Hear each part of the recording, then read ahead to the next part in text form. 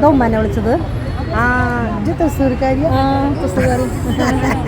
എടി ഞാനുണ്ടല്ലോ പുറത്തുനിന്ന് തൃശ്ശൂർ പൂരം കാണാൻ പോകുന്നതേ. അപ്പം ഇച്ചിത് പറഞ്ഞു തരാൻ ആരുമില്ല. അതുകൊണ്ട് ഇച്ചൊരു കാര്യം ഇച്ച തൃശ്ശൂർക്കാരിയാണല്ലോ.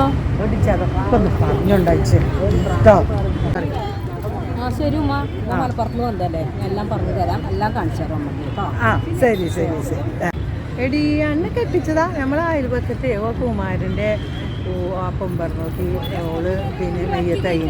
അപ്പോൾ ഓന് കെട്ടാനൊരു പെണ്ണ് വേണം. അപ്പം ഞാനിങ്ങനെ പരിചയമുള്ളവരൊക്കെ അന്വേഷിക്കേ.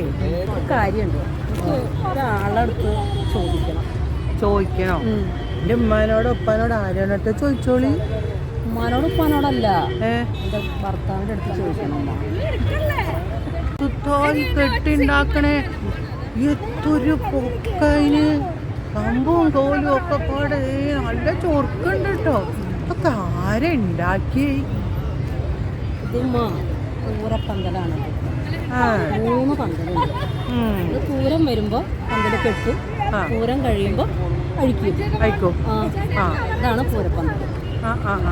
അങ്ങനെയല്ലേ? ഭംഗിണ്ട് കേട്ടോ. കുറച്ചാന് എത്രങ്ങാനും ദിവസം മെനക്കെട്ടാവും ഇതൊക്കെ പണിതിട്ടുണ്ടാവുക.